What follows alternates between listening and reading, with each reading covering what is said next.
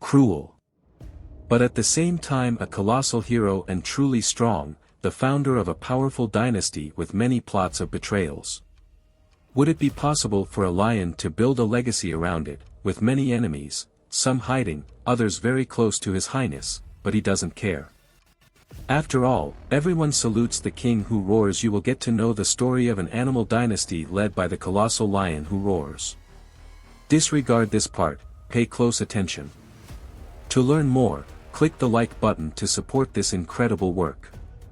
The National Geographic produced a 4-season documentary about this lion, named Kingdom. To go beyond what was shown there, we researched a lot, very much, in some electronic magazines and managed to gather information that goes beyond. Get ready, click like, and let's go. 2014. Botswana, Wild Region.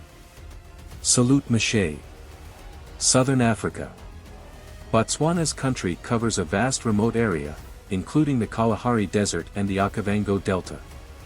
This place had no known world history about its fauna, but everything changed when the lion who roars was discovered.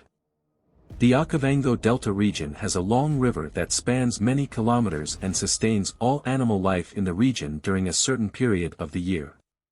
The drought is devastating, and animals need to adapt to survive. In the south, at the end of the river, a huge swamp is formed, where a vast variety of herbivores gather. It was there that the lion who roars was crowned king. They were looking for a pride to call their own, but Thornudes knew he couldn't defy his brother's violent behavior. Thus, he was submissive to him.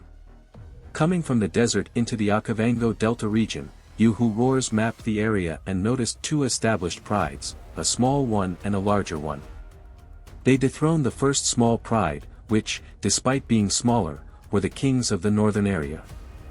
The dominant lion was the strongest in the region, and in a few weeks, the two lionesses entered estrus. They were Nadal and her sister. You Who Roars mated with both but didn't allow his brother to approach, leaping only at the younger sister. However, he wasn't satisfied. He desired a stronger love to call his queen.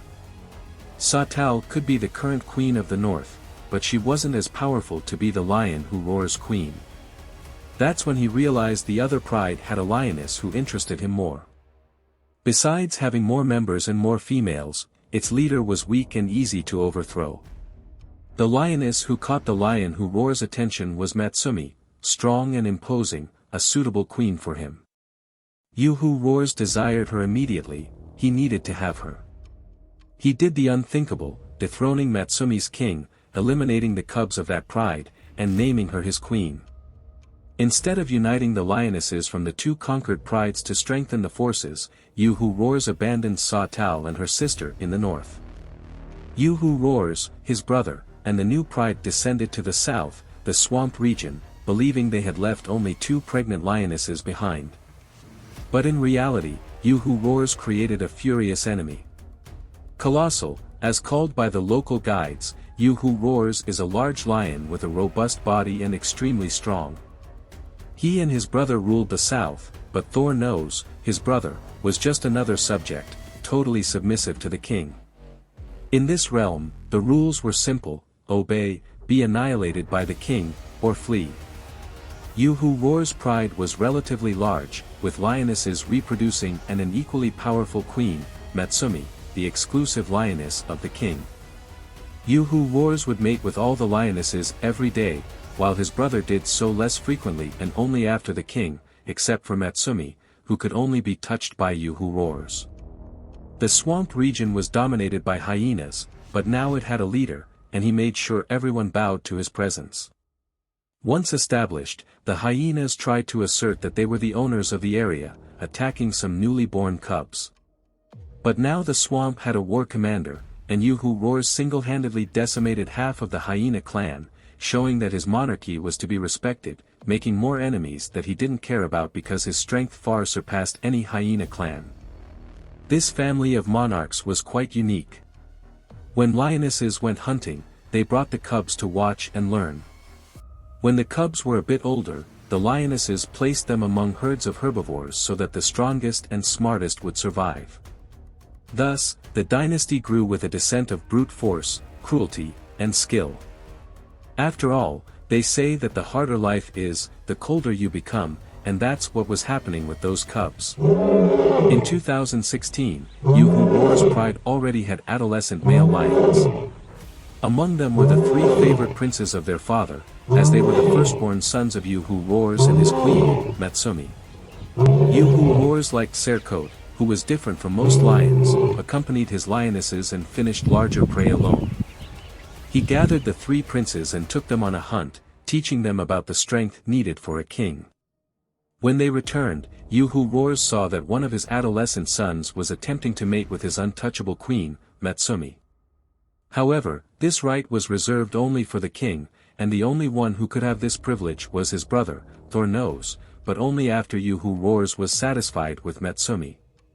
Yu Who Roars did not tolerate the audacity.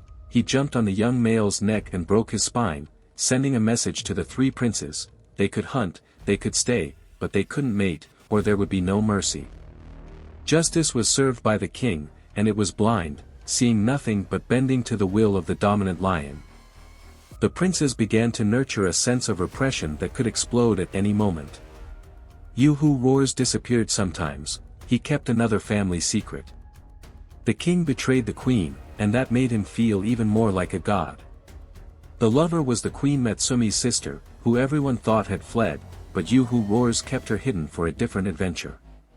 Sometimes she had cubs, and Yu Who Roars, loyal to his offspring, would not let them drift alone. What Yu Who Roars didn't realize was that the more he conquered, the more enemies he made. The more male cubs were born, the greater the likelihood of a coup against the crown. He decided it was time for his lover to join the main pride with her cubs. When she arrived, Matsumi knew she had to accept, or it would be her end. The 3 renegade princes were well established near the river's source. In their territory, there was hunting, water, and lionesses with whom they could mate without being repressed by their father. Everything was very comfortable. One day they were approaching a lioness from the conquered pride. She was calling for them. One of the 3 princes answered the call, and she led him straight into an ambush created by his father. He was faced with a choice: come back and submit to the king, or remain with the conquered pride. At that moment, the prince decided to confront his father. He roared at him, challenging him, claiming that he was no longer afraid. This situation resulted in a serious injury to the prince, but his rebellion was not silenced. Cruel and merciless, the king allowed him to escape, leaving him marked with a scar on his face. This event marked the beginning of the end. The prince returned to his brothers, carrying the scars of the confrontation with his father. From that day on, the 3 princes decided they would no longer submit to the king's tyranny. They would unite with the renegade lionesses and take their territory from the king. The kingdom was heading towards a major conflict. The desert, the swamp, the prides, and the lions were in chaos, all thanks to the Lion Who Roars.